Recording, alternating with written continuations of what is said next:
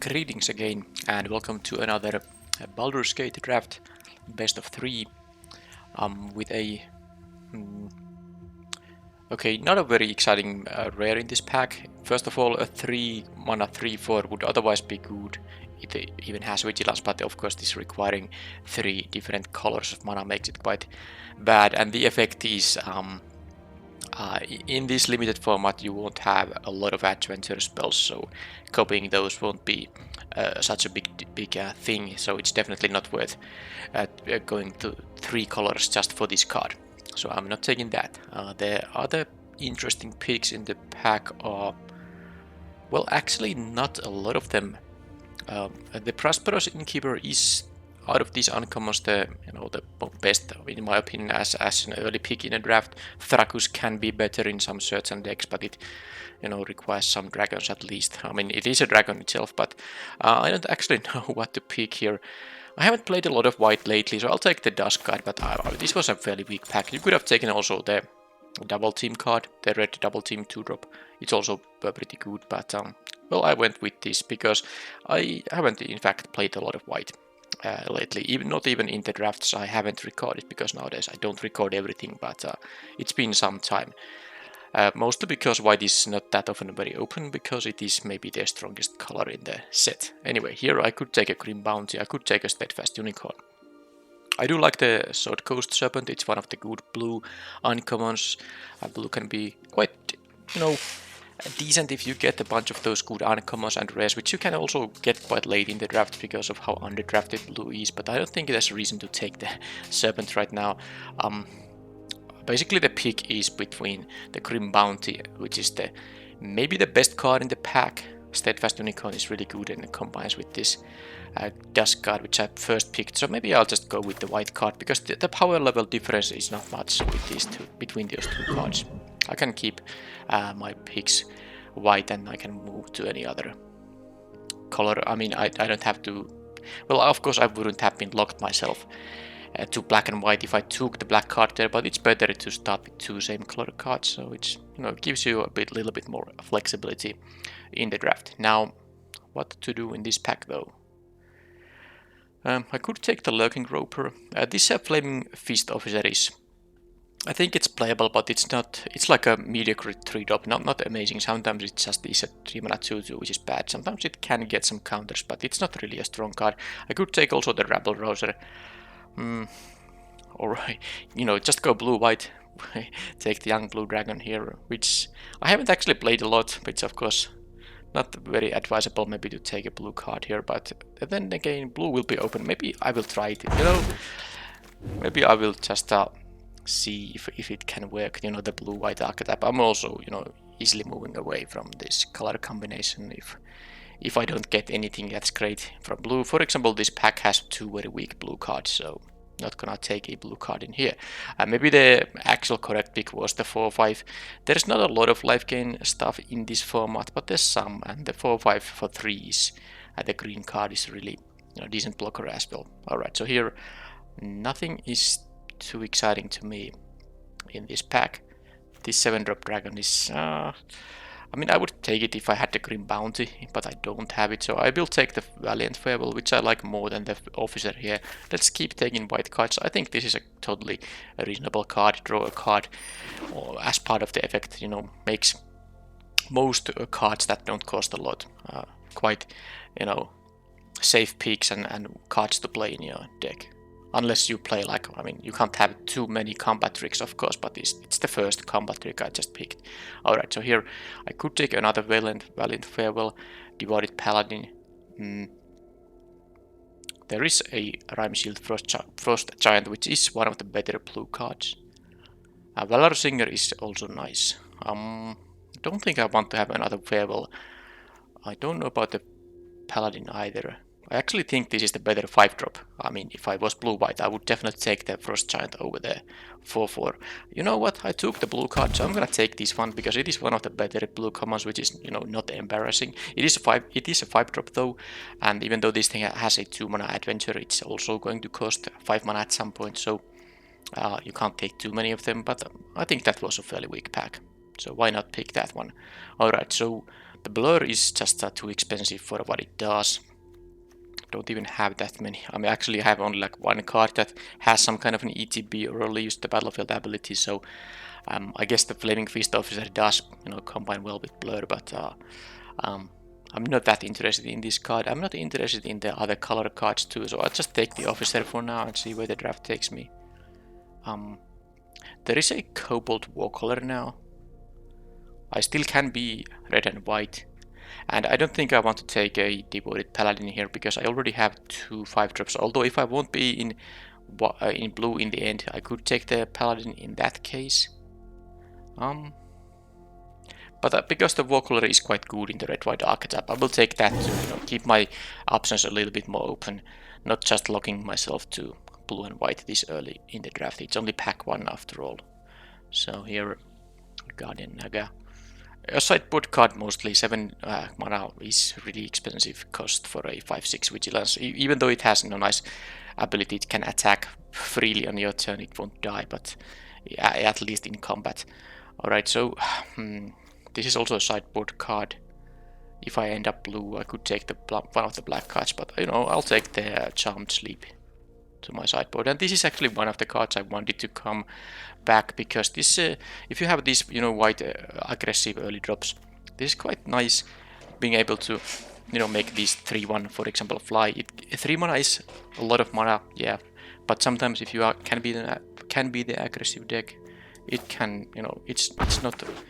It's a significant thing to be able to keep something flying. Here I could take the Fireball to keep my colors open to maybe be red, but it's still not the best red. I mean, if it was a Dragon's Fire, I would just take it and that's it, but this is not the best thing costing 5. I'll take another Pseudo Dragon Familiar, and okay, I got the correct colors, I suppose.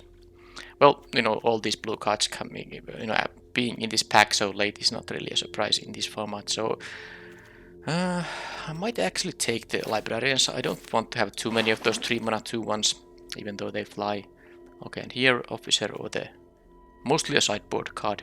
I won't be main decking this thing, but maybe, I don't know though. I don't think I like those Flaming Fist Officers that much. I will just take the counter spell for the sideboard, and I can take a 2-drop. I don't have a lot of those, and I think, unless I open something crazy, I will maybe continue blue-white here. I will cut the Warcaller for now. I didn't get it. Let's say I take a red Bomb Rare here. I mean, open a red Bomb Rare here. I would take it, and then I could still be, red, white or red blue. But I didn't do that. This is just a 2 mana 2/2 flash, a playable curve filler, but nothing amazing. I will take the Priest of Ancient Lore, which is better. I do have now a bunch of 3s, but I also can cut like the Flaming Fist Officer quite easily. So I'll take this one, which is an actual, decent card, even though it doesn't fly like the version in Streets of New Capenna does. Alright, so here, anything exciting? Well, there is always the Gate to Sea Tower. I think I am going to be blue in this draft. Not too big fan of the Pseudo Dragon Familiar. This is splashable, but maybe not quite that strong. I mean, it doesn't have an immediate impact on the board. 6 mana 4/4. It has Death Touch. It will kill anything in combat, of course, but it's maybe not that exciting. I will just take the Gate to Sea Tower. The other blue and white cards here are not too exciting, so let's take the land. And here, okay, now I get another option to pick the Sword Coast Serpent, which I probably will pick here. The reason I'm more interested in this than the Guardian Naga is that this instant, the adventure part of this card is actually relevant, whereas relevant in basically every game, whereas the exile, target, artifact, or enchantment part isn't that relevant. So you have an expensive 7 mana 6/6, but you can at least just play the adventure spell, and you are happy about that. If you have 7 mana at some point later in the game, that's great, but it's not really that necessary. So I will take it now, and this locks me to blue. I will be blue for sure in this draft. So the Irenicus's Wild Duplication. There is something I actually did forget earlier in the format. I forgot that the token gains flying, which is, you know, really relevant here. For example, imagine targeting as like a Rime Shield Frost Giant. You will get the 4 mana, 4/5 ward 3 flying. That's really good. Portable hole is a nice option too, but I think I like the duplication quite a bit. And it's still fine if you get something, I don't know, like a, well, I don't think. Okay, I can make my own inspiring overseer, I guess, by targeting this priest of ancient lore. But well, mostly it is, you know, decent with some of the expensive stuff I have here. All right, so undersimplify is the 2-drop of choice here. Definitely, I need some 2-drops, and that's totally, you know, one of the better blue commons for sure. Here I don't like the containment. I do like the Rime Shield Frost Giant number 2. I do like the Pilgrim's Eye as well. But I really think the Rime Shield Frost Giant is one of the cards that makes blue really decent. And I don't actually have anything that costs 6, not counting the Serpent, of course. I will take the 5-drop, which is really good. Also because of the wild duplication, it's really nice to, you know, target a Frost Giant. And here, another Librarians or another Rime Shield Frost Giant. You know what? I'm gonna take all the Frost Giants. Well, maybe not all, but I can still take 3. And here I'll take another Undersimplify. I really need 2-drops. I also didn't have any white cards, you know, in this direction of the draft. White is super drafted to my left, but oh well. I don't think I want to play like too many of these dragon familiars, so I'll take this thing. I mean, maybe I can want to sideboard into 2 counter spells, or maybe just I take the uncommon, which is better value for the vault. And I suppose here I can take the common 3-drop after all. Young blue dragon, fine. Okay, I would just need some 2-drops. I have 2 undersimplifies. I have the 1/3, which at least blocks, which is probably all I need. And the Dust God here. The Steadfast Unicorn isn't actually that good in this deck. I'll take the Elemental here. Not sure if I'm gonna main deck it, but that's what I'm gonna take. I don't think I'm gonna main deck the Blur. It can be sideboarded in against a removal heavy decks. Alright, so what to do here? There is a Blessed Hippogriff. It's really good. There's also Gale's Redirection, which is, I think it's good because you will get the 2-for-1, and sometimes you get, you know, also mana advantage out of this thing if you roll well. But it is yet another 5 mana spell. Even though, I mean, no matter how much value it gives to you, it is a 5 mana spell, and I have already, you know, these 5 mana spells in here. So I think in this case I will take the Hippogriff. Also, as a bonus, I don't have actually a lot of stuff in the 4-drop, so this is useful in that sense too, as a 4 mana card.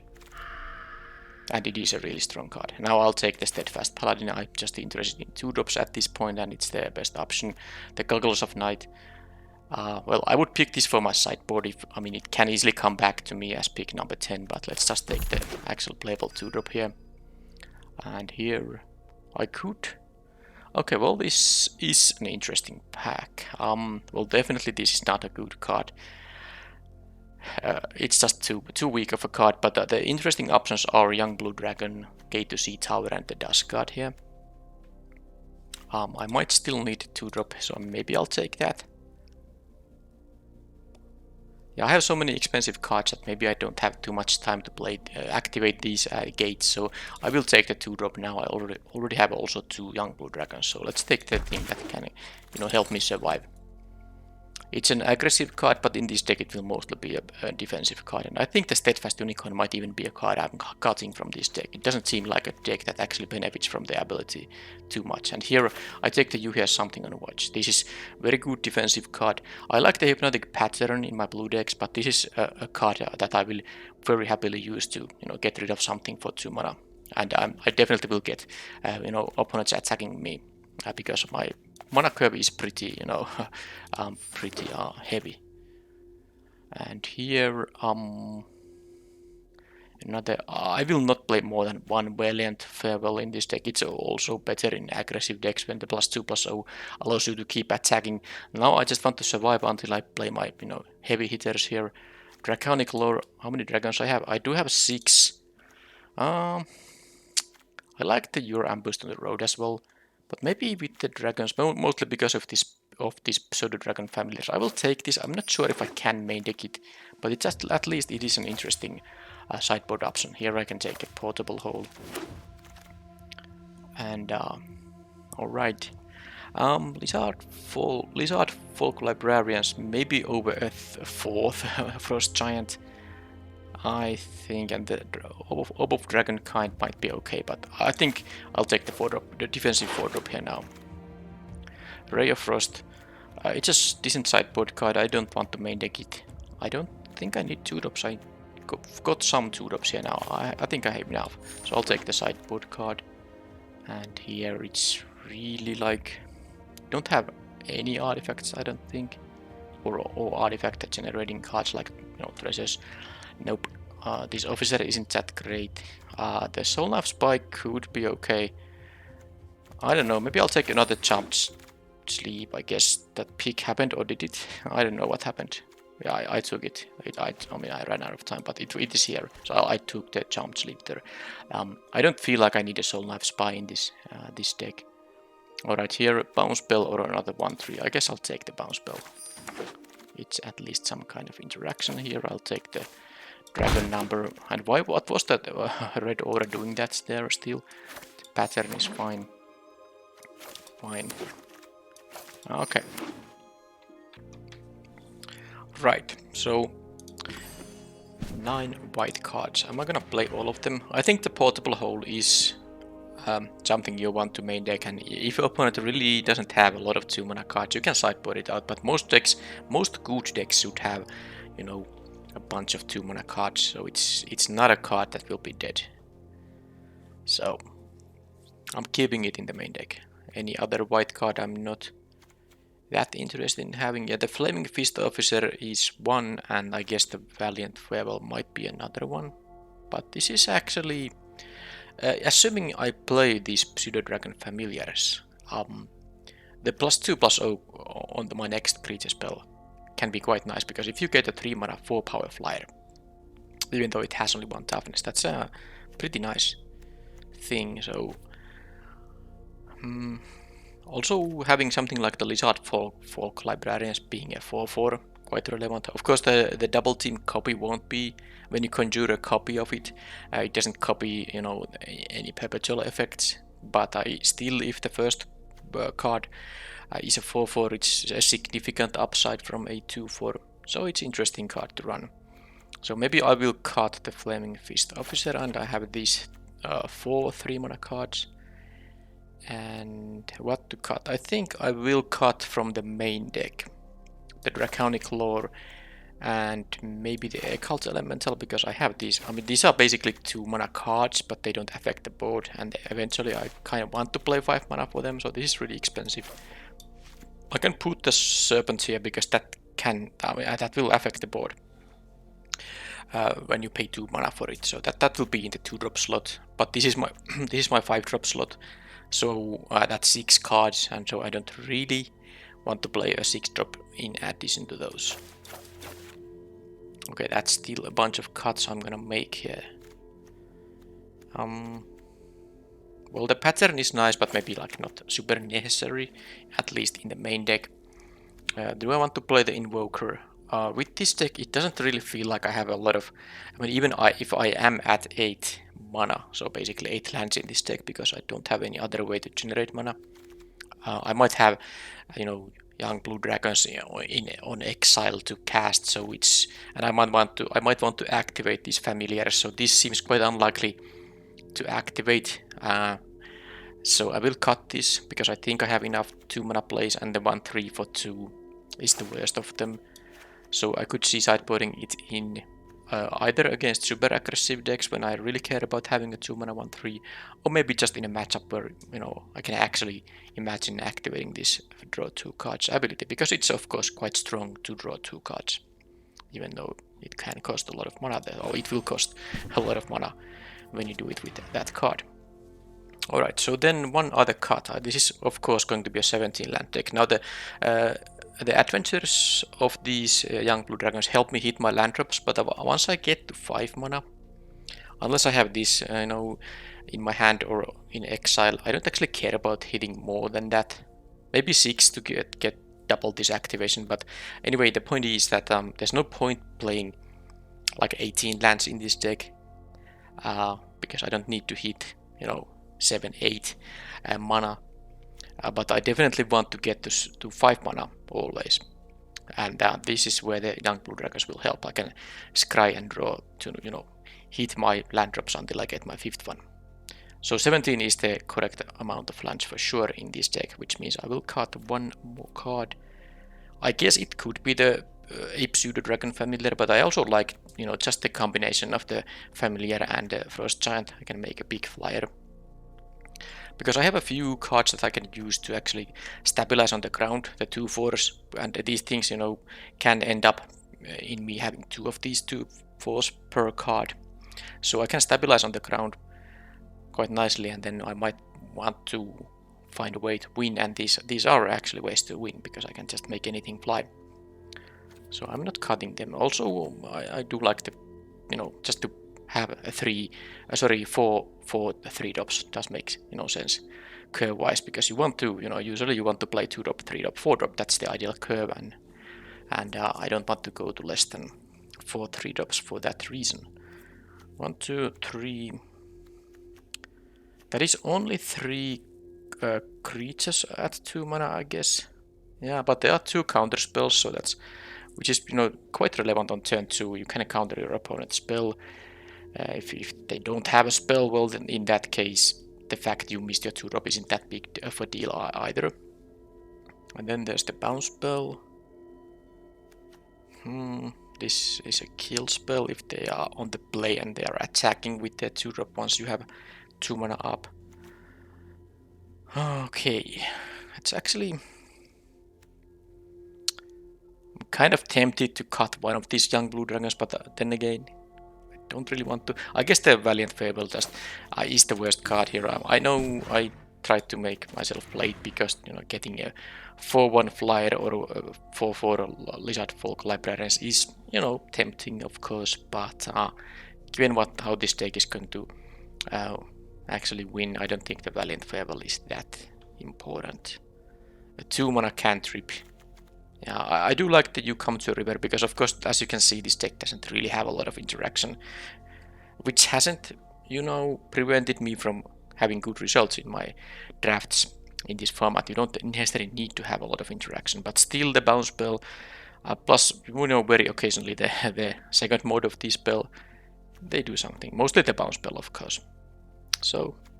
And one good use in this format in particular is that the green has 2 very nice pump effects. The 3 mana effect that gives +3/+3 trample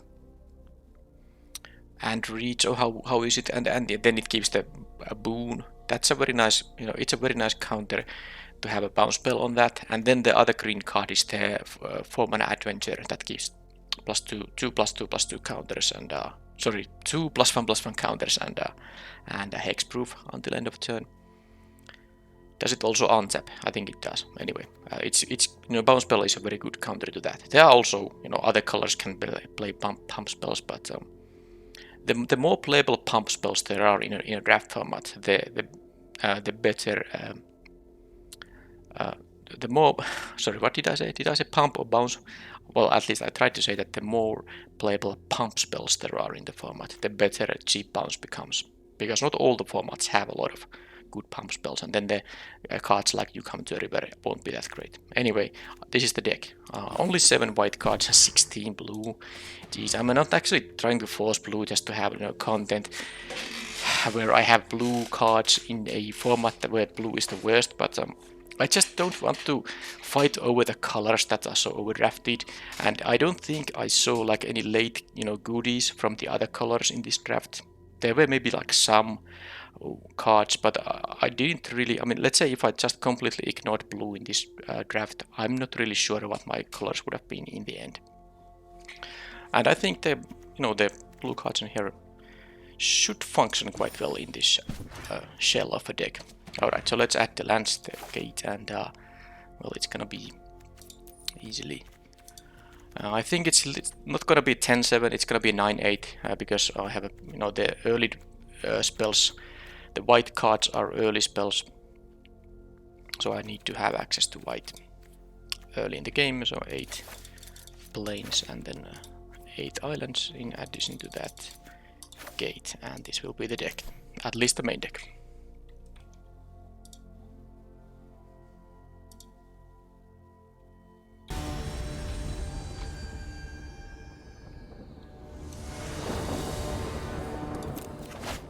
Okay, on the play, up with Young Blue Dragon, the two lands shouldn't be a problem. I have both colors here as well. I can just use the adventure here and hopefully hit my 3-drop. Which will already happen.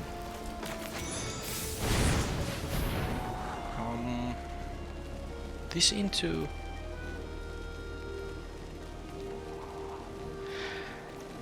Yeah, I do need to get to 5 mana and maybe even 7 mana, so I will not keep a land.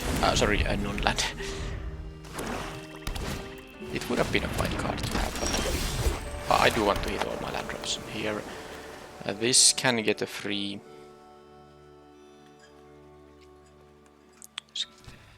I guess the effect isn't that bad.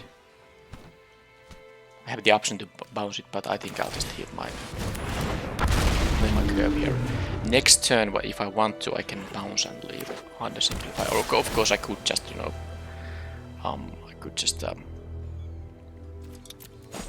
play the 4-drop. But let's see what they get here. Okay, they mill the plains, which I suppose isn't a big problem here. I need only 1 land to be able to cast everything except for the serpent part of this card.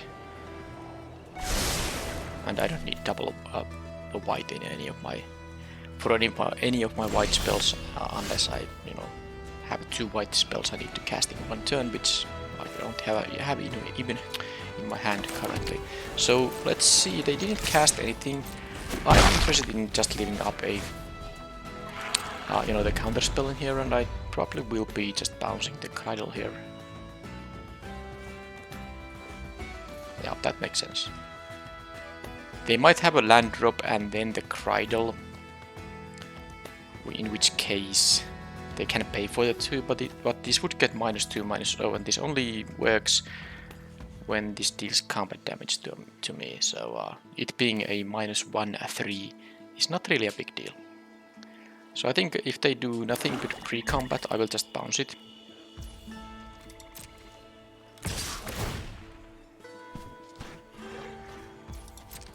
Let's see if they want to pay mana just in case.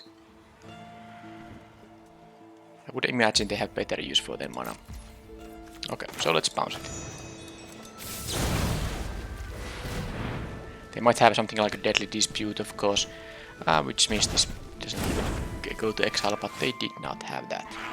So if they're gonna just cast the Cradle, I will undersimplify. Oh, they choose to do exactly nothing there. That is really interesting. So they have a counter spell of their own, or maybe they have the, you know, the draw 2 cards.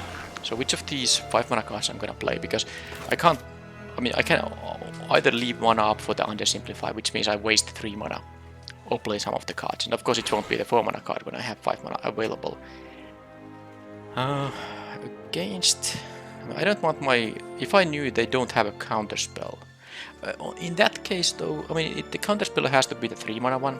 Because if it was a, you know, an undersimplify, they would have played the 2-drop. I think this is better just because of the ward 3. This can get killed by multiple things.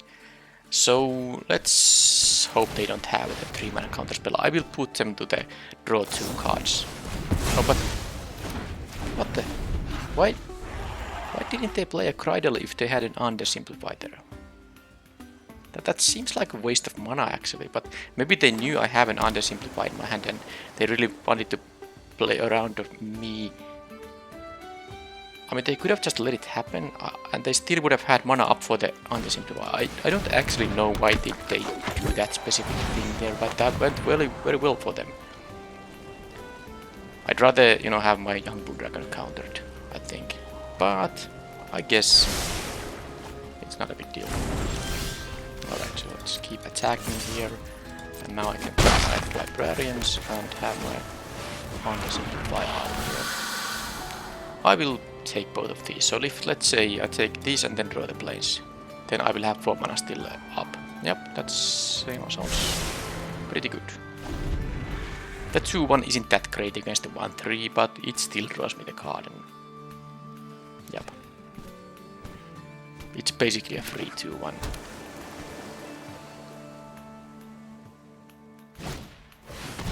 That is going to sleep now. Okay. And they're gonna now mill the... Yeah, that's of course, they're gonna mill now this thing. But it's fine, because I want the planes anyway. So, I mean, I guess I'd rather have this thing milled before I can draw the planes there. So, not a big deal in the end.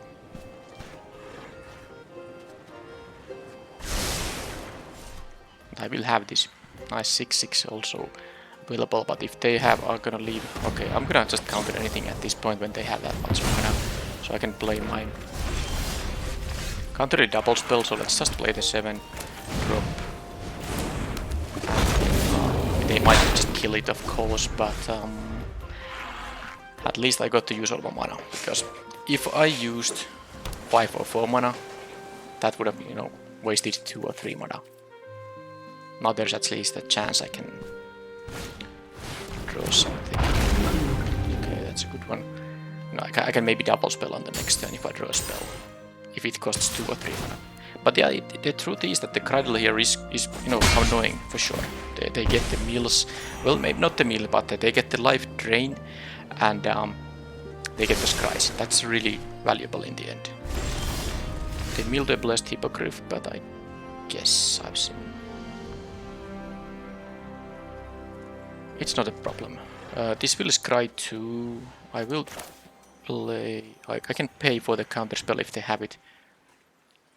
Yeah, I guess... I'll play this one.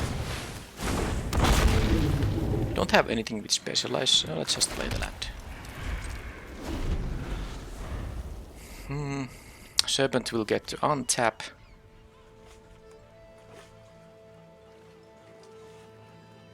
I'm a bit bummed by the 1 turn when they got to undersimplify my Frost Giant, because they didn't play this. But let's say, I mean, it could have been the 3 mana counter spell. They didn't have another 2 mana effect there, so it could have as well been the 3 mana counter spell. So, okay, they have that. That is not good. Alright, so they had, I mean, I have actually won a bunch of matches with that card. Now it's time for the opponent to do this. These will become 2/2s without any abilities. So, yep. I mean, I thought this 6/6 would do something, or nope, it won't do anything. And I mean, now they might still mill me. I guess I'm assuming they're gonna mill me, and then I'm gonna portable hold the thing. But it doesn't really matter because I lose all my. I can't win. You know, this race, because the 4-3 flyer is the actual problem here. Actually, I'm gonna die with this play anyway. Yeah, because of course I'm gonna go to 3 here. They will pay 2 for the Cradle here, and yeah. Okay, that's it. Can't even make. I guess I could make this 2-4 to fly now, but it only can jump block, so whatever. The portable hole won't help, because this of course loses the ability to keep flying there. Alright, so I really thought I had the game in a good control, but then I mean, there was the 1 turn where they got to counter my 5 drop, but I guess they were gonna counter whatever I played there anyway, so that turn I couldn't have added to the board. But the problem is they have the Mist Dragon, which is a really good card, and then they had the Harvester, which, you know, just completely made it impossible for me to do anything, and they were able to improve the quality of the draws. This never got blocked. They were able to. They played this thing on turn 2, and this every time this went through. I think they had a jump sleep. They had the attack. I played my 6/6 thing. Well, it doesn't matter. I mean, it at least got through in most of the games. So Blur is good against the jump sleep. It's also good against the, you know, the Harvester, and it's good against the Mist Dragon. So I think I will put the Blur in the deck. I need to cut something though. Well, don't know what it could be. Maybe one of the Pseudo Dragon familiars when they have flyers of their own, but I didn't see a lot of flyers. Duplication. Still like it quite a bit, but it is, you know, a bit of a clumsy card for sure. I think I will cut one of the familiars and then do like the hypnotic pattern as well. I won't be citing any other of the counter spells, no. Portable hole, I saw a good target in the cradle. Didn't actually see anything else, but I'm assuming they have 2 drops there still. Okay, I'm gonna just, you know, do it like this. And hope. Well, I don't know. Maybe I could have played somehow differently there, but that's what it is. Alright, so because of the double undersimplify, I will keep this. I would rather have this as a plains, but what can it do? And I will need to hit my land drops, but I mean, 2 castable spells and any, you know, plains will help for sure. So let's just hope they don't have the cradle right now, because that's annoying if they do. Okay, they don't. So now I'm in a good shape. I can just counter their stuff, and I even drew, you know, 2 lands here.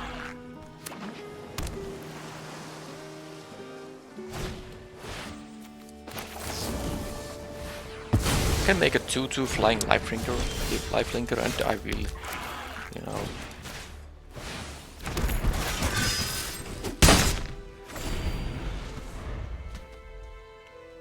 And now let's see if they now leave 2 mana up, I'm not playing the Frost Giant into that. And yes, I do understand I could have waited until I get to copy this thing, but I didn't really want to. Absolutely. Didn't really want to, you know, leave just I mean, this up. They play the Gizzerai, I can't even counter it. Well, I can, I guess it becomes an 1, but I like this play more. And now I'm willing to trade with, I guess the Steadfast Paladin has done its job. Let's let it get 1 more 2 life. Actually, I can play my 5-drop now, which has Ward 3, so they, even if they have a, you know, the what's that? Charmed Sleep? They can't even cast it now because they would require 6 mana. Okay, Johnny Renicus. That's something I need to counter, but I can do that. I can bounce and then counter. So let's actually do exactly that. Because I would do that anyway to enable the attacks, and now they didn't have a land drop, so they can't, you know, play around this thing. They would need 6 mana to play around the undersimplify. They can of course use the Bone Color Cleric then to return it, but it's gonna take some time, and it's gonna be also 1/5. Now a 1/5 will still, you know, be able to block the 4/5, but they also need to deal with the flyer, and if they don't jump block with this thing, they're gonna go to 2 here. So now here's an interesting question: do I want to even scry and draw here? I would want to play a 3/3 flyer. Let's first. I will first, you know, see if they want to jump block, and they want to. Okay, so I guess if I scry into a non-land, and I will have what 4 mana to cast. That's gonna be most of my stuff. So I'm gonna do this, being a little bit greedy maybe, but you know, that is just fine. I get to you know, scry 2 here. Yeah, this is gonna be fine. How the opponent can beat me. I don't need another librarian, so I take the another dragon though. I mean, they need to deal with so much of my stuff, and they have only 4 mana available. It's not like they can't easily deal with. You know, they can easily deal with the 2/2 flyer, but how do they deal with the 4/5 Ward 3? There are not many things that can block the 4-power creature.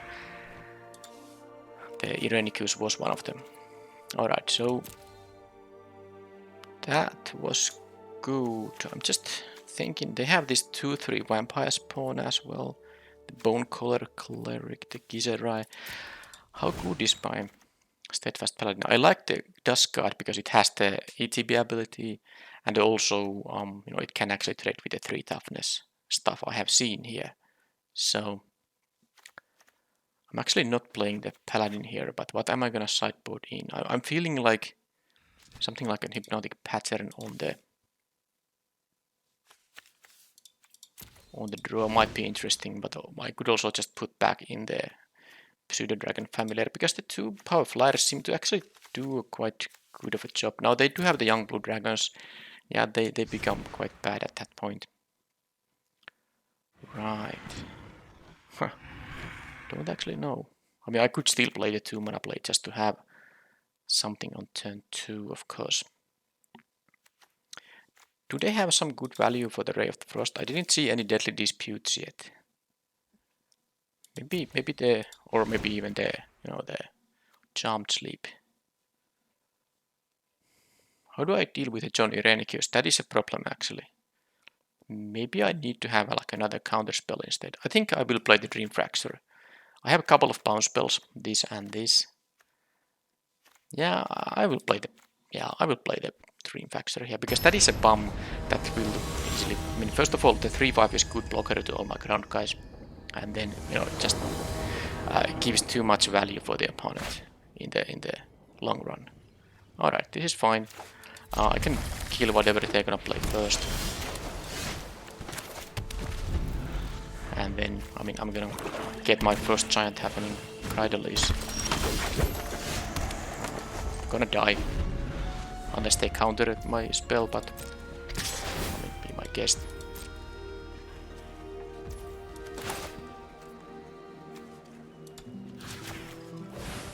Once I misclicked this thing. Won't be doing that again. That's why I had a little bit pause there. Okay, no counter spell, no saving spell, because they could have had the 1-mana black spell that gives +1/+0 and indestructible. I'm happy they did not. Okay, that's a less problematic thing. I'm gonna bounce. I mean, whatever they. I'm gonna bounce something at the end of their turn. I will take it through here. Maybe they play a 4-drop. I will be able to bounce. Plus, I want them to not. I mean, play around my counter spells, and they maybe do, but I don't know. Let's bounce this anyway. I guess I could have waited for it, because I don't have a 4-drop here unless I draw one. So I could have waited there to bounce something on their next turn, but I suppose it's not the end of the world. They didn't even cast anything there, so what does that matter, really? Okay, so now I'm totally expecting them to have a counter spell here, but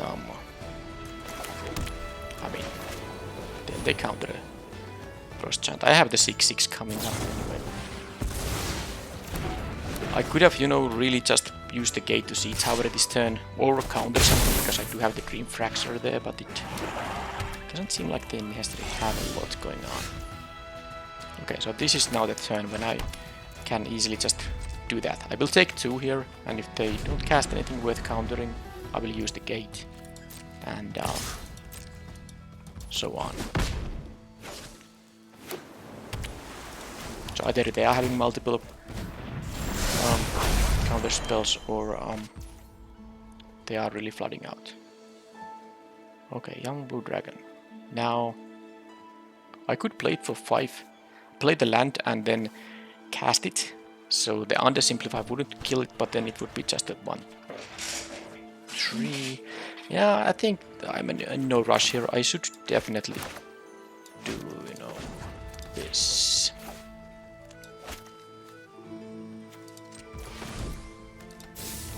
I'll take the card advantage here. Yeah, don't need an island. Okay. Cat can actually trade with the Gitcherai. This makes it -2/-0. So this is still a 1/1 there. So because I do have the Dream Fracture there, and they might have other counter spells, I know I can't just cast this thing, but I'm gonna play this right now.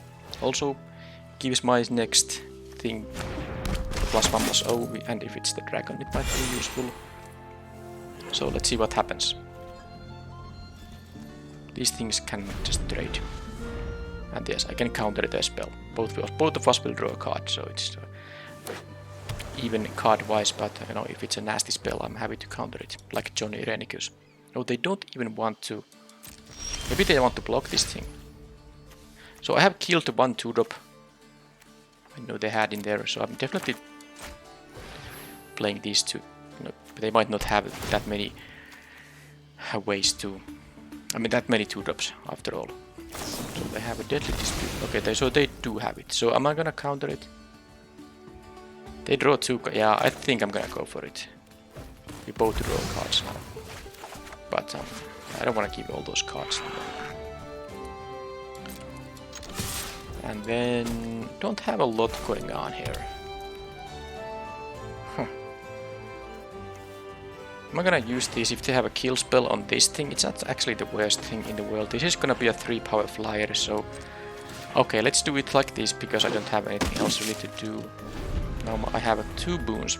My next creature spell will have twice +1/+0. Okay, they are really flooding out, are they?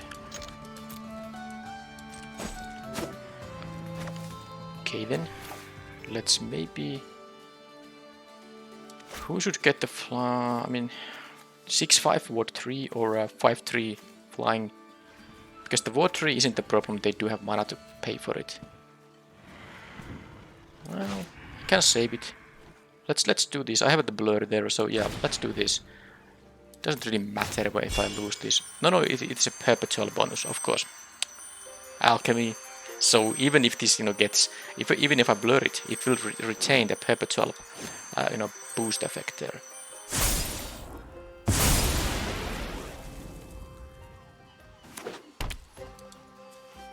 Okay, so now they just flood it out, and I can't imagine. Maybe if they get the John Irenicus, but even that's gonna be hard to. I mean, it doesn't win by itself now. That thing, let them first pay the Ward 3, of course. They tap my guys. And, yep, that does happen now.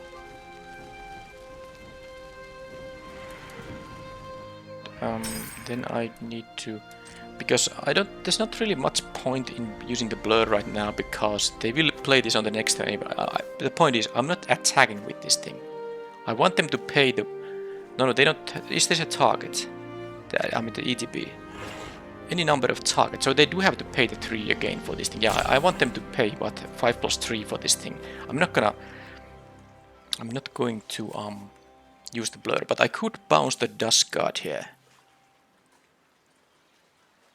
But I need to use mana, or 3 mana on the next turn, that leaves me 5. I guess I can play the Young Blue Dragon and then the blur, when they try to make this into a small, insignificant thing, so fine. Don't think the land changes anything. I could play the 7-drop, but nope. I'm going to play this thing. Do they want to counter it? No. Play the land just in case, and then I can at least try to save the Frost Giant. So they need 5+3. Now they do have a lot of mana there for sure. They might still have basically an undersimplify in their hand, and I couldn't really play around that so easily. Jump sleep. That is actually fine. It can, yep, they can tap that. So they, okay, now they can't pay the ward cost for the giant. Oh, this is amazing. I can actually now save the Young Blue Dragon instead. They can't target the Frost Giant because that would counter the entire ability there. Oh, that they can't target the Frost Giant. Yeah. Didn't want to make this into a 2/2 for some. Because token, yeah, it's non-token, and token can't even be, turned face down. But yep, that's fine. And then, am I gonna play around? I could play around an undersimplify by not using the blur right now on the. Oh, and I should have actually used it in response, so let's not, yeah, and so that was bad. If I wanted to save this Young Blue Dragon so that it doesn't get turned face down, I should have used this earlier. Although exile that card, wait a minute, it comes back as itself, doesn't it? Because it's still a card, it comes back as the front side, yeah, okay, so sure, I was wrong. Everything is fine, no problem. But now I actually did want to play around to undersimplify here. So can just I could cast this thing and sound block came. There's no reason to cast anything. I have a winning board here. Let's see what they do. Maybe they try to kill that, so they have to pay 3 for that. Sure, it won't untap anymore, but then I can just use my sideboard technology. And now if they do have an undersimplify, that doesn't help.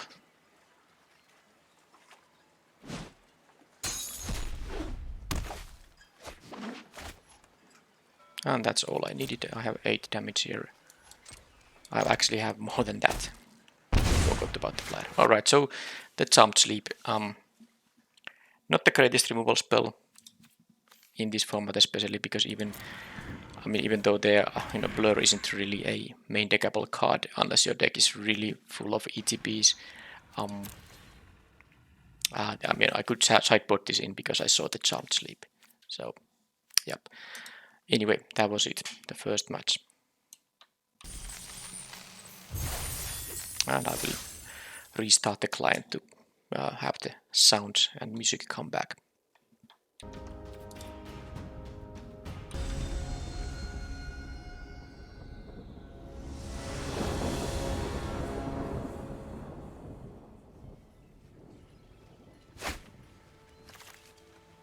Okay, that's fine. Yeah, I just hope the opponent doesn't have too aggressive of a hand because I have a 2 mana, don't affect the board, 3 mana, 2/1.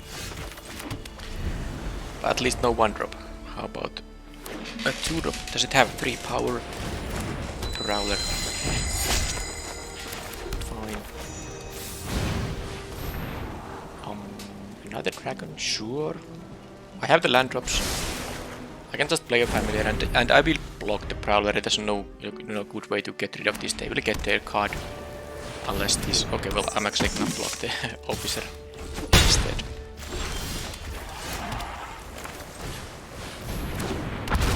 And now if they have tricks and stuff, well, the fact they were on the play can be a really big thing in this game because they can just snowball if they have the correct cards. Because while this is able to trade with the officer if they don't really need anything, then like basically any of the tricks in the format or removal. Okay, so they don't have anything that they want to make. Okay, so yeah, I think I just have to deal with the big officer here. Let's let them have their card. I had my card from the dragon, so eventually I'm happy. I will have the free card. That will cost 5 mana, but it will be a 3/3 flyer here. So this I get a counter, they get a card. And they are 2-drop to trade it with my 3-drop. But I'm still at 18, so not the worst. Oh, and they, if I knew they have a Grim Wanderer, maybe I would have done something a little bit differently, but what can I do? Yeah, the fact they have this 5 power card there, not often. I mean, you can't often play a 5 power thing on turn 4.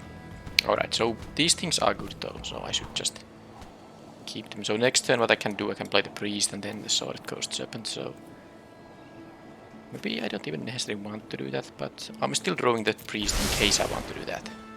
Because if I'm gonna use the bounce, then I need to use a 3 mana on something, and I'd rather use it on the priest of ancient lore rather than the the familiar here. It's also possible I will just play the first giant here. I'll take 8. Alright. So I have 6 mana. The mana from here doesn't help me too much currently, but this 4/5 is decent. Probably just gonna trade with the Grim Wanderer, but that's fine. Let's play the first giant. Because I want to bounce this when it has big some counters, and this is because of the ward 3 they can't really kill it. They can attack with the 5/3 into it, and they are happy with that trade. They definitely are, but I can reset this thing, and then well, I hope I can outgrind them. I do have a lot of these adventures here, so I think I am able to outgrind them. Okay. There's imp. Okay, so they get this cry there. Makes sense. Yep, we have to do this trade. I don't like the... I mean, this 5-3 is one of the few cards that is cheap in this format and that can actually trade with a Rhyme Shield Frost Giant. There are not a lot of 5 power creatures that cost, you know, less than 5 or even 5 in this format. Alright, so now I'm at 7 mana here. Which means... I mean, if I want to use the libraries, and I probably do... Don't have to though. Guess I can play the Priest of the Ancient Lord and the Young Blue Dragon. Scry... okay, I do want to have a board presence here though. So I think I'm going to do this and then bounce the officer. Yeah, that's... But do I need to do it before they can have like a deadly dispute? That would be maybe annoying because I want to have the 6-6 available here. So let's do it. Let's do it before they have black mana up. That's leaves.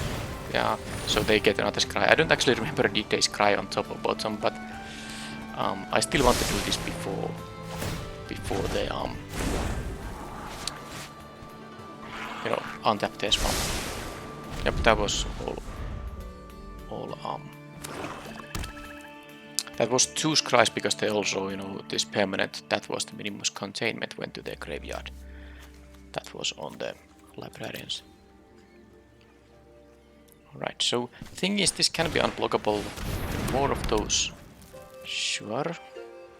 Do they have a land drop and a 3-drop there? Yeah, this can be unblockable because of my bunch of adventurers here. Okay, so I can use the familiar to trade with the imp. I'm not too worried about that. I think I'm gonna play now just the 2-1 here. Depending if I draw land or not, I will decide what do I do. Okay, now that I drew the land, I can play this and the familiar. But I don't want the familiar to get +1/+0 because it will just trade with that imp. So let's do it like this, and then have the...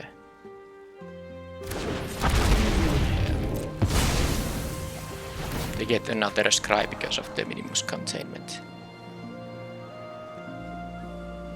So I'll still have the draw effect here. They are damage race wise, they are of course totally ahead. So if they, for example, deal with the familiar without losing the imp, I still have the 3/3 flyer here, but I mean these 2-1s and 3-1s are not gonna be that amazing. So let's see what happens. I will block regardless of them. Okay, they can get rid of the Dusk God. That was one of their spells in their hand. I guess that's really not such a big deal. Yeah, so that becomes a 3/3, the officer, but that shouldn't matter too much. I don't want to take 2 here. Plus I want them to, you know, get this fun final scry here. If they have a trick to save this, I guess they don't get to scry, so there is at least that. Well, they have a deadly dispute, sure. That was bound to happen. So how can I kill the officer? I at least have a 6/6. Oh, well, I can reset it again. Reset it, but I won't be doing it now, or will I? Probably not.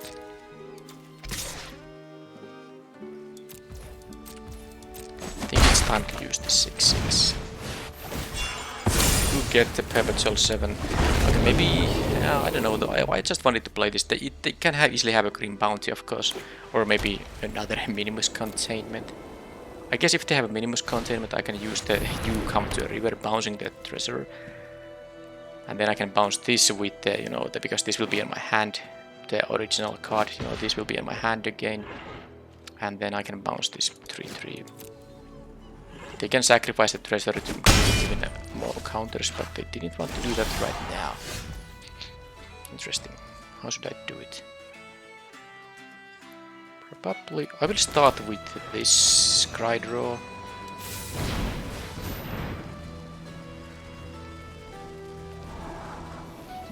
That's fine, yes.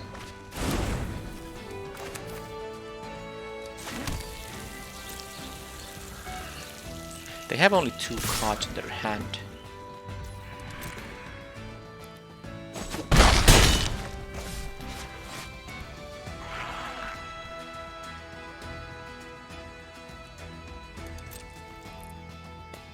Yeah, there's no reason to do anything right now.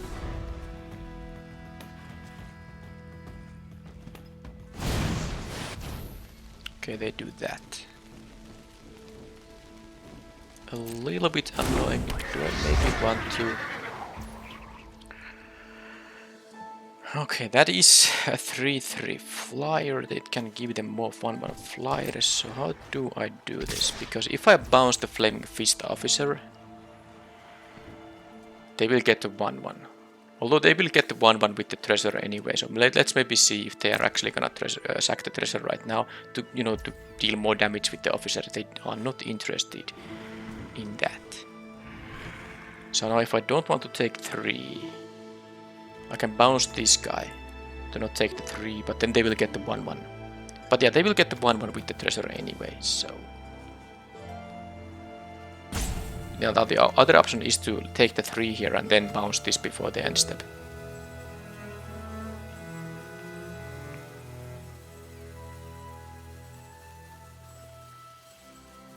Don't like being at 3, but I guess I'm gonna do it like that. They didn't even want to sack, so... Okay, they didn't... Okay. So, let's go to the end step, because this is not gonna trigger, and then I can do the thing here.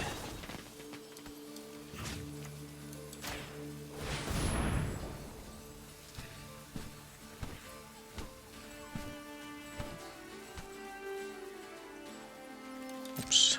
Didn't realize I had the, you know, because of the stop I had priority there. So like that. And then, I mean, I guess I can still bounce the officer, because this will become a 4/4. That's kinda annoying. I have a jump block for it though. Okay, let's get rid of the Guardian for now. It is gonna be a more expensive card to play, and I can jump block this thing. Maybe, yeah, the Flaming Fist Officer now. Sometimes it can be a problem, and in this game it definitely is. Okay, Hippogriff is good if they try to kill the priest here. So I need to, of course, try to raise them. So I'm gonna play the 6/6, and then I'm going to... I have 8 mana. I want to leave mana up for the Hippogriff. Oh, they have a... something to watch. So do I let them do that? I mean, it's just a... It can make my other guys fly, but I have a...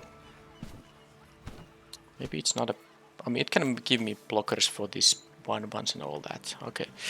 How to do it? If I use the Hippogriff now... They can't actually attack into the 7/6, but... I will let this happen. That might be a little bit of a mistake, but I really like the idea that... Maybe I should have attacked with the priest, because I know I have the 7/6, which I can save from removal. But maybe not from a minimus containment if they actually have a 3rd one of those. Okay, that sadly won't be helped by the indestructible. The indestructible helps only something else. Well, they had the perfect. At least the good thing is they don't have mana for the Guardian, but they do have this, you know, the exile target creature you control ability. Don't think it matters too much, maybe. Still haven't used this one either. Okay, the Frost Giant is nice as well. How do I use my mana most efficiently? I have 8 mana, so I guess if I'm willing to... I'm going to first of all attack with the Serpent. They are not going to block it. That's a creature, it's not a... No, anything else. They are down to 10 though. I can play this, which will be able to attack. I can also double block the Flaming Fist Officer. I think this is just a better attacker though. Yep, I'm gonna do this. Also, if they draw removal, they have to pay for the ward 3. And then I can use the Hippogriff. This will be a 2-1 still on my next attack, next turn, and I can, make it unblockable if I cast this adventure, but don't really want to do that without, responding to something. So there's the Pegasus thing, and then I can just, they don't have a good attack. So, I have 9 mana. I could play both the dragon and the librarians, but that means I won't have mana for the Hippogriff. I will attack with the Frost Giant. Yeah, the thing is that now they just drew 1 card and they will, it could be anything, and then they have another draw. The dragon here, of course, will be able to block the Pegasus Guardian. That's the point. Attacking with this is, they're gonna just block it. Why? They are not gonna take, but it's a free attack because this is going to die no matter what. If I attack with everything, they will block both 2-1s, and then I have to, yeah. It's a free attack, so let's do it. It's gonna die on their upkeep anyway. I hope they did really double block the Frost Giant, that would be great. And then I will need to figure out. I need 2 blockers, so I guess I need to play this for sure. And then I could have the librarians, and then I just would have to hope they don't have anything for this, or I have the Hippogriff here.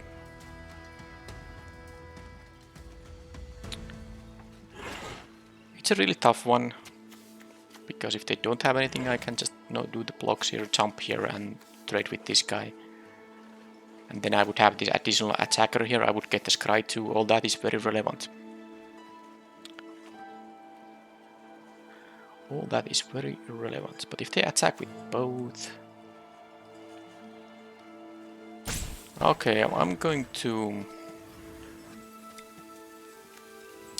Okay, I'm gonna play, so that if they do removal for the dragon, then they have removal for the dragon.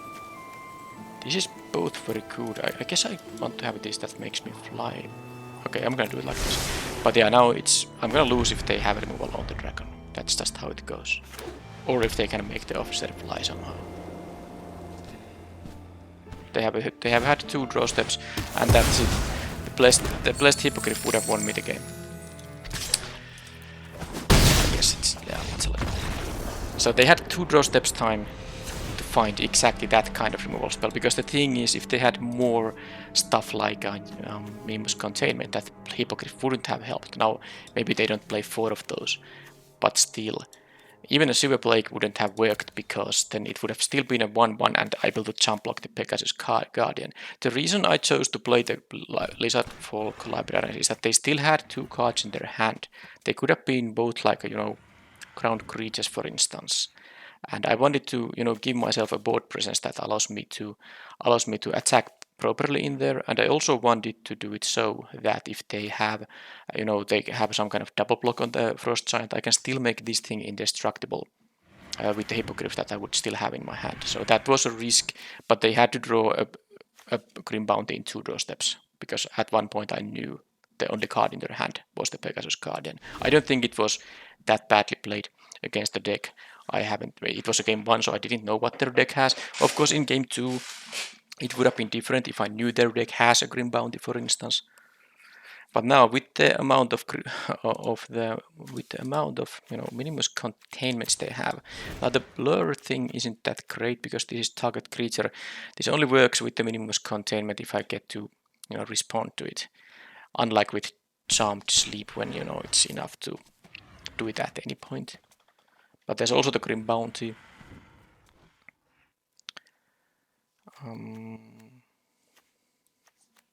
Portable Hole should have...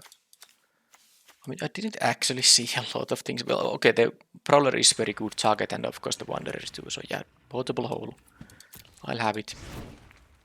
2. to do. Is there something I want to actually... I don't think I like the Blur too much, but they do have a lot of minimus containment. It is a really sweet counter spell, so maybe I will play it and maybe I will cut, you know, one of the Pseudo Dragon familiars again. Let's do it. I like the bounce spells too. The bounce, you come across a river, or what's it called? That's decent because it works against the treasure tokens, you know, at any point. Alright, that's fine. The fact it's a 5-lander doesn't matter that much because I am on the play and I have time to get the extra card from this thing.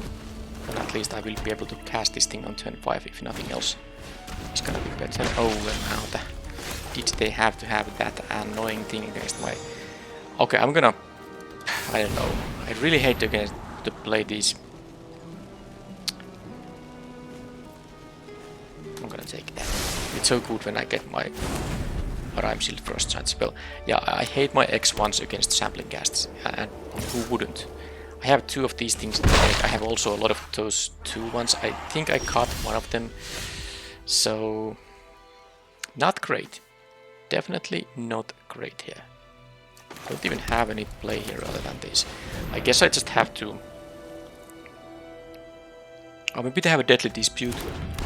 It's gonna be such a great thing for them, but I mean, what can I do? They didn't at least have that. Now, don't have a 4-drop other than... Okay, they actually chose to portable hold that thing. Really interesting. They have a sampling gas. They don't have a... They don't have a land drop either. Okay, I'm gonna play this, which is also very bad against this, but at least it will have 3 power, and you know, they can't... They have to make this die somehow in order to kill this 3-1. And I have my 3/3 flyer, and of course when they are stuck at 2 lands, I might, you know, be able to crawl out of this this hole.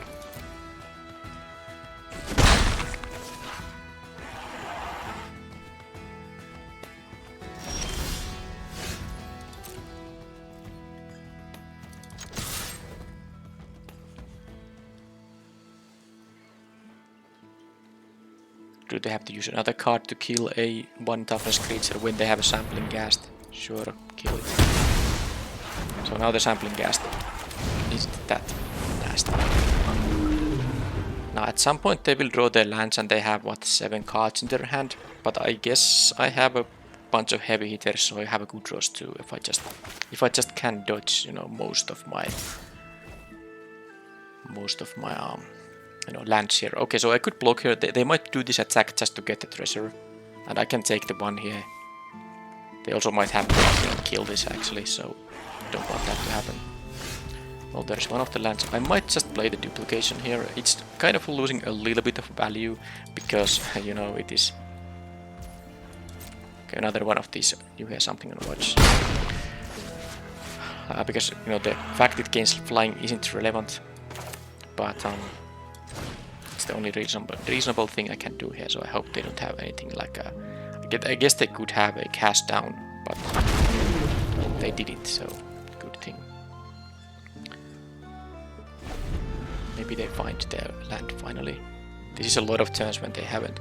Wait a second, what is this? They have 33 cards in their deck left, so they are actually playing more than 40 cards, quite a bit more than that, because they have, what, 1 in the graveyard, 3 on the battlefield, 8 on the hand. That's 12. It's 45. Well, it's 45, but it's still, you know, more than 40. Regardless, that this is a lot of turns when they haven't found the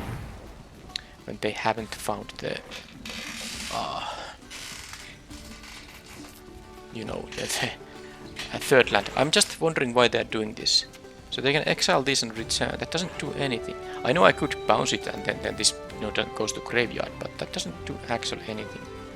Exile target creature, then return that card to battlefield. Yeah. I mean, it's... Okay, that way they can dodge the, you know, the discard to hand size. I understand. Alright. Sure.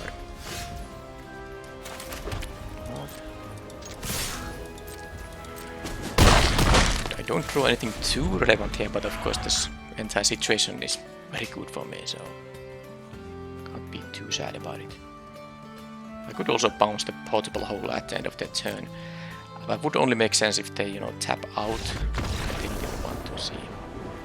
They know they can't beat this 6 power in the air when they don't have any mana. Okay, so they play at least 40 cards. 45 cards.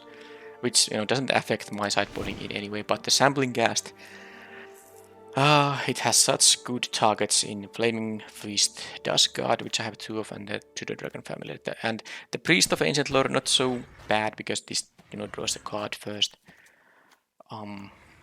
Should I... What should I do?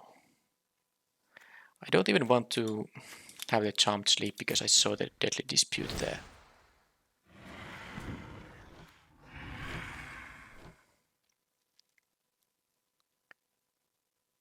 The counter spells are actually quite nice against the You Have Something on Watch, because I will have mana untapped when I attack into this thing. So maybe one of the... I'm just thinking that what am I gonna cut here, because I really don't like the fact that they have a Sampling Ghast. It is only one Sampling Ghast, so maybe I can eat it with a portable hole. But I'm really trying to look ways to get rid of at least some of this stuff. They are pretty good though when they don't have the Sampling Ghast, that's the thing. Maybe I have to leave with it.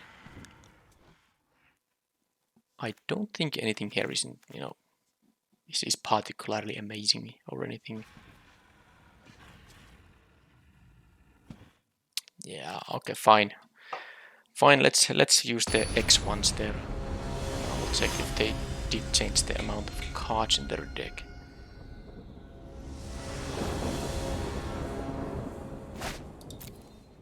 So they're actually now at 46 cards. Maybe I miscounted in the previous game, but they have 46 cards because they have 39 in the deck, 7 in hand. Alright, and I can easily keep this. Don't even have my X ones in case they have the Sampling Ghast, which they seem to have now. But it's fine because I don't mind trading my Steadfast Paladin on it, because they have to, you know, use the Death Trigger on killing the 2-drop, and they don't get any additional value out of that.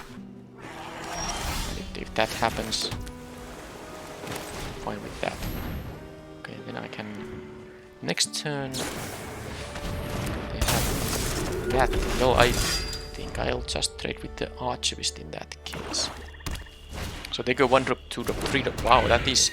It's such a different game when they hit their... Okay, so what to do? When they hit their, you know, perfect curve here, actually 1, 2, 3 is totally... Nice. So if I block here, they get the Scry. They have 4 power of attackers. I know I get 2 life here though, but I think I'd rather trade with the Archivist of Alchemy. I'm pretty sure they're gonna do here. Oh, and there is that too. So in fact, this is perfect.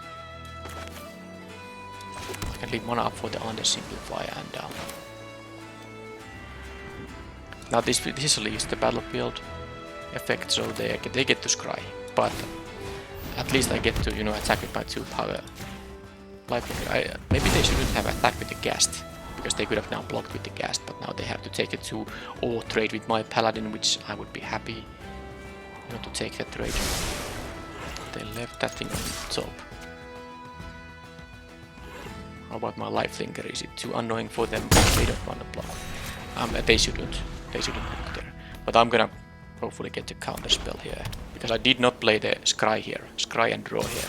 I really assumed they are gonna have a spell there, or I'm gonna feel miserable, and of course they don't. So, could play the Lizard Folk Librarians, but let's first see what happens when I attack, which I don't have to do actually. I mean, I don't have to do that. Okay, no attacks. Actually, I'm in no rush here. I'm gonna just play these Scry and draw. That I don't need when they have the Ghast there. Plus I do want to have my land here too. So there's no rush. I mean, they can attack for 2 in the air. But I'm gonna leave mana up for the Undersimplify. Okay. Yep. And then maybe gets... Well, let's see if I can draw the 5th land. I do, but it's the only enters tapped land here. Is it time to gain 2 life, trade here, and let them scry once? Then I can play the Lizard Folk Librarians. I guess it's fine now, but I can't really prevent the Scry from happening.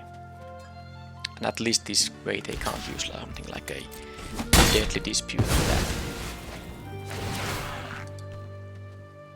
I guess they still can take the treasure token, but that's a quite unlikely scenario. I could bounce and... yeah, no way. No way, I have here a Scry 2 effect. They Scry the bottom.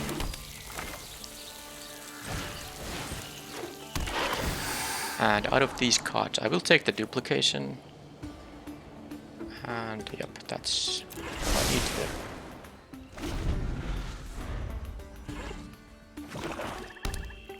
If I get to play this and then the duplication, and I should be able to do that, I'm at 18, so they can kill back, but I go to 16, and they are down to 1 card.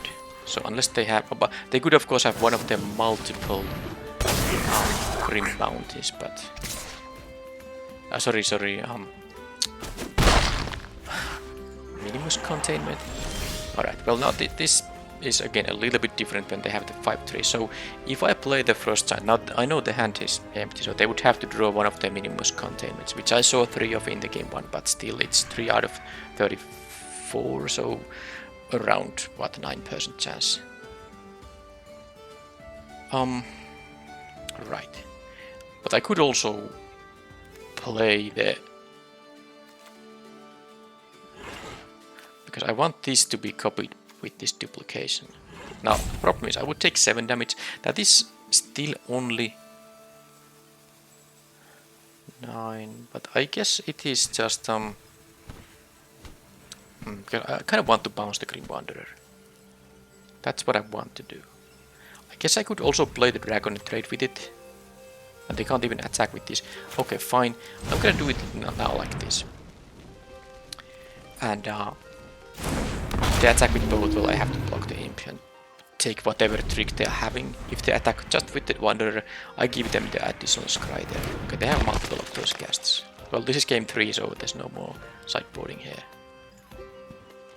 They don't want to use their 5-3 here, which is, you know, fine for me. I'm the guy with, you know, 4 spells in my hand, so I'm happy if they give me all the time in the world to deploy those spells. So let's now play the first giant thing and hope they don't get again a Minimus Containment. They do have the mana to pay for the ward, but because this only targets a creature, so okay, there was no Minimus Containment there. Now I get my 4/5 flying ward 3 thing, which is pretty fantastic. Also this thing. Alright, so now just attack with this guy. I can start attacking with the 3/3. I can actually raise them easily now because I'm at 16 here and I will have 7 power in the air. They could also, by the way, sacrifice the treasure just to scry if they want to. They might not know. See that it works like that, but that is one scenario. And now, am I gonna use the Scry Draw, or am I going to leave mana up for one of these bounce spells? I think I like the bounce spells slightly more. There's no rush to draw the card here. Okay, they just... I love the fact they play their lands. Now I don't have to, you know, guess if they have a trick or not. Now I guess that was just, you know, play the land out of frustration because they know they can't beat this board now. But anyway, that did I lose the game 1 in here and then won the rest? But it doesn't matter. The main idea is that I won the match.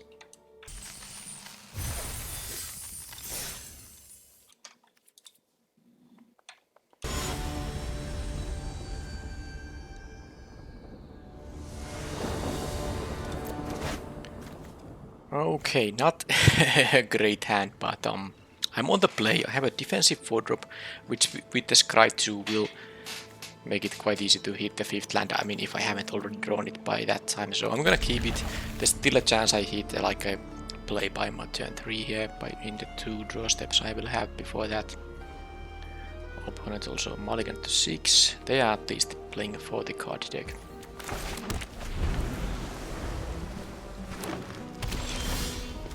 Yeah, on the draw this keep would have been a little bit more painful, but I think on the play this is acceptable. Didn't draw a play. I do have a lot of 2s and 3s in the deck combined, so it was slightly, unlucky, but let's see if they can have a good 3 here. Well, they have the way to make this. Sure. They have the good start to make this into a 3-3 with their next attack. All this is fine. I think my next turn will be a Frost Giant anyway, so I'd rather have the bounce spell. If I really need to play one of these 2 cards, it's gonna be the bounce spell, not the 3-1 when I can also play a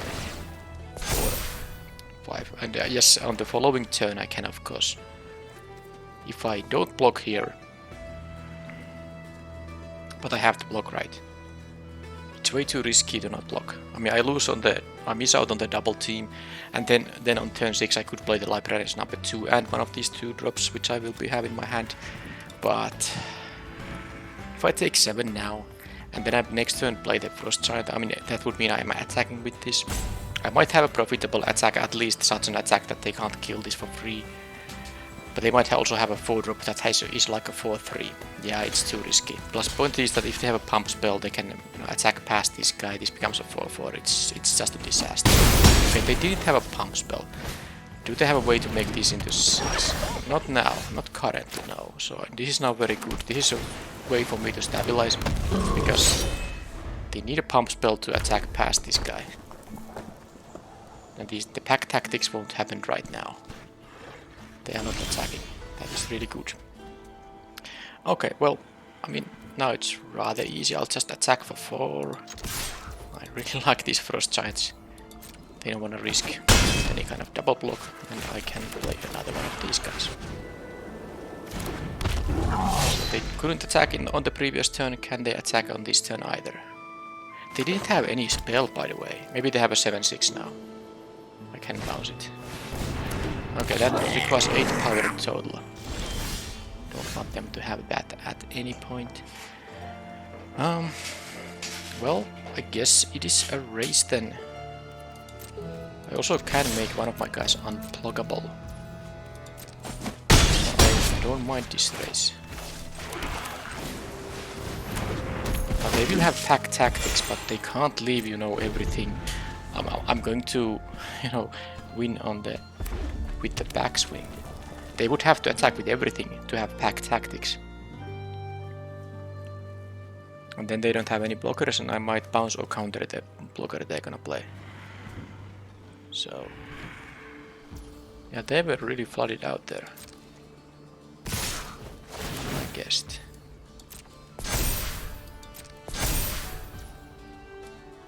I'm gonna block here just because I wanna see if they have a trick. I don't care about the dust card at all. They need like 2 blockers here. They know they're gonna die to this Frost Giant. So I have a bounce spell if they have any kind of shenanigans. Band together, ward 3, let's let them pay for the ward first, and then I will simply... Well, I could undersimplify it too, but well, that's the better idea, isn't it? They don't have 2 mana, so... Could have bounced also, but... I have a lethal attack now, so... That's it. Frost Giants. Well, the opponent really, I mean, looking at the spells they played here, they mulliganed to 6 here. And they kept a decent hand which had the pack tactics 2-drop and then the the actual 3-drop common that can enable the pack tactics right away. Then they had another of the Null Hunters, and then after that they missed their turn 5 like entirely, I think. Yeah, this was their turn 6 play. They had to band together, and well, anyway, that happens.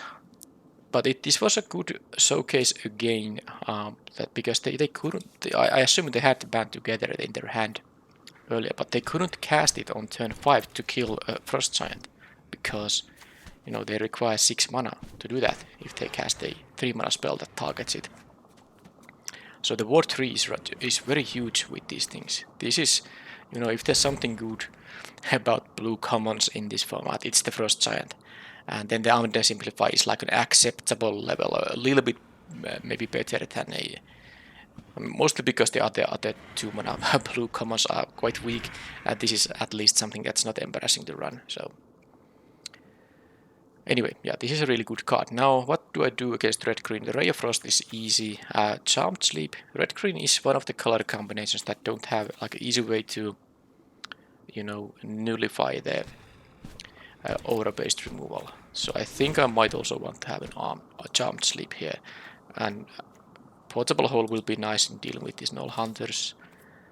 And then I will have... Well, I would need to cut 2 cards, so let's see if I can find... I guess I will cut one of the Familiars. They are very bad at blocking. I still like the Lizard Folk Librarians. I like the Bounce Bells. This is really tough. Don't really want to cut much. Yeah, I guess the Charmed Sleep just has to go. It's just also very, you know, it's a double caster and all. I'll do that. So 1 Familiar went away, the 2/1 Flyer, and then I have now the Ray of Frost here. I didn't see, you know, red there, but I saw mountains. Plus, it of course can lock down blue creatures. Sorry, yeah, well, blue, but also green creatures, even though it doesn't have the extra mode there. Okay, so opponent mulligans again. This, I mean, if this hand had one of these was an island, fantastic. I don't think I want to risk it against an opponent who mulligans again. I'm gonna mulligan as well, and I'm happier about this hand actually. I'd much rather have this. I will, you know, go make 1 place go away. I have the young blue dragon and all that. We both are at 6. Assuming they don't go to 5 here. They kept 6, I'll keep 6, and this is an easy bottom of planes, and then I can at least play this thing on turn 2. Let's see if they have a 2. Okay, they might have kept a hand that doesn't involve forests. Okay, that is actually awkward because as good as the card is, it's not very good in this situation. I want to have something, you know, other than a 4-drop, because the Librarians is a fine 4-drop here. And the Hippogriff normally is just a easy, you know, top there, but now I didn't want to do that. Alright, it's fine. That's gonna be a 4-2 when they attack. And my, you know, 3-1 can block it, and my Librarians will at least have 1 additional power when I'm gonna cast it next turn, unless I draw something I want to cast instead. I don't think it's very likely. They can remove this, they can have a pump spell, they can have an ambergris, but I'm gonna have to... Yeah, I can just have to block this guy. This is just way better. Even though I can block the ambergris with the 2-4, but when they specialize it becomes actually a 4-3, so... This is the relevant mode. Red mode is of course here if you want to pause and read it. This is the relevant green mode. I don't want to face any of this stuff, so that's it. Oh, do they have a 1-mana spell? No, they did not. Okay. Scry 2. Scry 2 here now. Am I willing to... Well, let's see what the Scry first, then I will decide what to do with that stuff. Oh, I actually like them both. Right. Okay, let's keep them. There's no, you know, Rhymesealed Frost Giant coming. Oh, that's not nice. I don't want... No. I was actually planning to duplicate this guy there, but as you can see, he had a removal. No, now I have to use the... Because I would so much prefer it, you know, have the Familiar here to block this thing, but the only thing I can cast on this turn is this.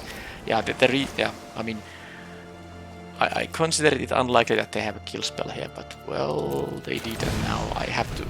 Well, I don't have to block here, I can go to 8, but then again...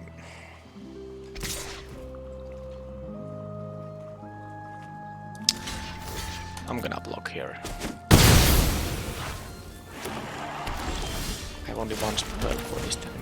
Yeah, I mean, they could have had not only the Peach Trap, they could have also had the, you know, the red 5-mana removal spell on their turn. Okay, I guess they are flooding out again, so that's a way for me to still win the game. Am I gonna actually use the location for another of these familiars?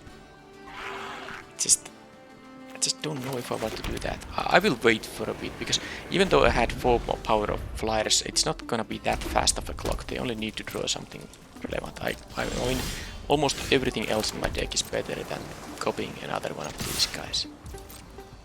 Now with the amount of lands I have, I might even draw the Ram-Sealed Frost Giant, and I have mana to both cast it and then copy it.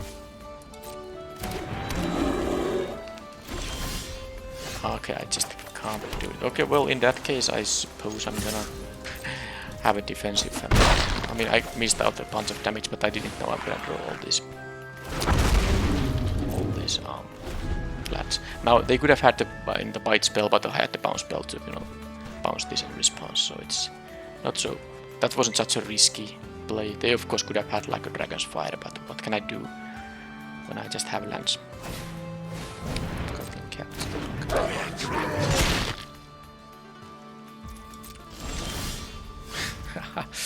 Alright, so what I'm doing here is I'm going to raise them, I guess. Not gonna be too great, but guess I'll just have to. I could actually take the 7 here, but maybe I'll just bounce the Circle of the Moon Druid here.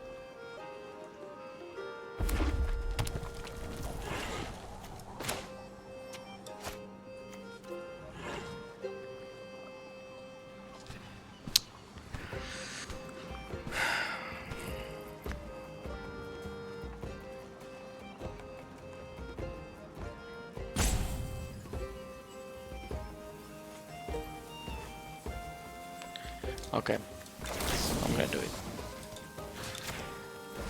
I hope they don't have the worm that gives it 2+1/+1 counters and also keeps it hexproof. So now I can either trade. If I go now to 9, they play this thing next turn I go. But I have a 2-turn clock if I don't trade here. But that does mean I have to attack with everything on the next turn. I guess I'm going to trade here, or at least try. Maybe they have a trick. Because now I have a bit more time to play this Circle of the Moon Druid again, and well, they had the Herd Culture, which is... That's gonna make any kind of racing now impossible. I need to draw something very specific. Ray of Frost is, kind of... I'll take 7. I trade with the Circle of the Moon Druid, and then lock this guy down. I can still win if I mean, assuming... Now they have 9 lands, I have 10 lands. I don't know, they might have lands in their hand, of course, but they don't even want to attack with that thing, which is fine.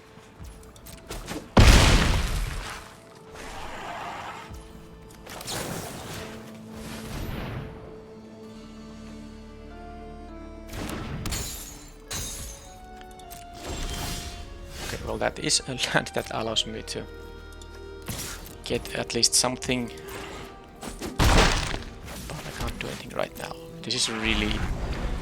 both of us are drawing a lot of lands. So let's see if I can actually untap with the gate here, because I can use it and then of course still have a lot of mana to play stuff. Posing the blade, they wanna draw a card, which is fine. They can cycle that guy. That card, and then they're gonna attack there. Do they have the pump spell? No, they don't. Trading here, and then they have a Hobgoblin Captain again. Land, and okay, I do a land again, and then I will use those to get certainly a non-land, and that is one of the better ones. Now, even if they draw the band together, I'm not losing because I will take 3 here. They can of course use this guy to use the band together. So I'm going to continue the plays here.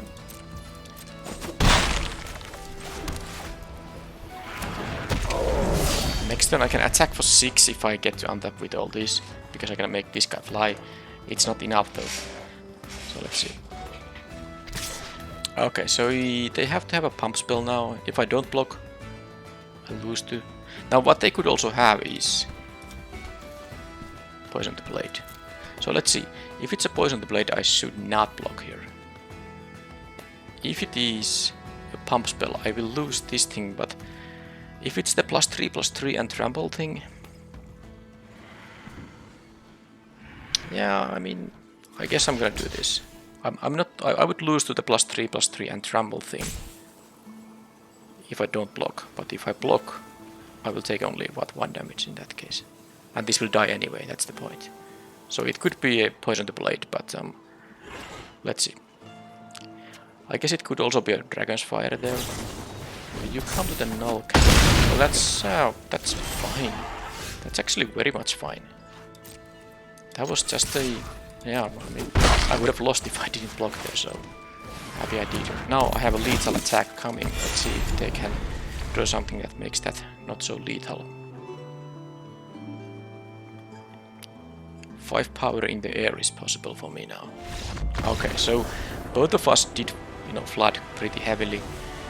And my Pseudo Dragon Familiar did go all the way, and even I had to use this duplication on it. Now, funny thing is that because I drew so many lands, I should have just done this a lot earlier, and I would have had a faster victory there. But I think it was correct to, you know, because I think like almost any creature I could have drawn there would have been a better target for the duplication, and I had the mana also to, you know, play that creature and use the duplication on the same turn. But yeah, this was a little weird event. It's gonna go to my channel. Hey, it's another 3-0, but I actually have gotten only 3-0s in my all including in a draft I didn't record between these recorded drafts. So it's something weird has happened. Also, judging by the, you know, the round 2 opponent had 45-46 cards in their deck. So maybe the quality of players isn't always, you know, that amazing. Maybe some people are just ignoring this format because it's Alchemy. Not everyone wants to have the cards. But it's still the active format on Arena. I want to play it because I want to complete the set, and I have all the standard sets already completed, so there's not even any reason for me to play any of those sets other than just, you know, have fun. And I'm actually having fun in this draft format. So even though the match quality isn't always great, I hope this was an enjoyable video to watch, and maybe this does showcase some of the blue stuff. So the actual good commons for blue, I mean, the ones that you are somewhat happy to play are the Undersimplifier, Rhyme-Shield, Frost Giant, and the Young Blue Dragon is, you know, if you get to drag those games, which, you know, can be happening when you have these 2/4s and these 4/5s, this will, you know, draw your card and then be not a very sizable threat, but still something that can eventually finish off the opponent. So I think the blue decks need to be these like very defensive decks, and the Pseudo Dragon Familiar is a funny card in that sense that it's not really very defensive because it's a 3 mana 2/1, blocks extremely, you know, badly, doesn't really block anything with value. It only maybe trades, and usually trades with cheaper cards, but the point is it also has the threat to, you know, make you guys fly in the end when you have gotten to stabilize. So I don't think this deck was a particularly good one, but maybe the Rhyme-Shield Frost Giants again showed their value, and well, I didn't really get to go off with this duplication. I have had some nice success with this card in some drafts I didn't record, and also in some sealed event I think when they were available. But yeah, I think this is one of the better uncommons. Not the best uncommon. The 4/3 flying dragon that taps down an opposing creature for a turn is probably the best blue uncommon, better than the Sword Coast Serpent even. But yeah, I think this is a reason to be in blue. One of the reasons, if you see that in the draft, and the other, you know, when you can't draft, when the other colors aren't open, you maybe have to draft blue. So maybe that's the thing. And it's not the end of the world if you get some of the good ones. Alright, but yep, this was yet again one draft featuring blue, and I will see you in the next video then. It will still be, the entire month of August will be, of course, Baldur's Gate drafts, and then at the beginning of September, Dominaria United will release, and then again, I can, of course, draft only that set. Thank you for watching, and bye-bye.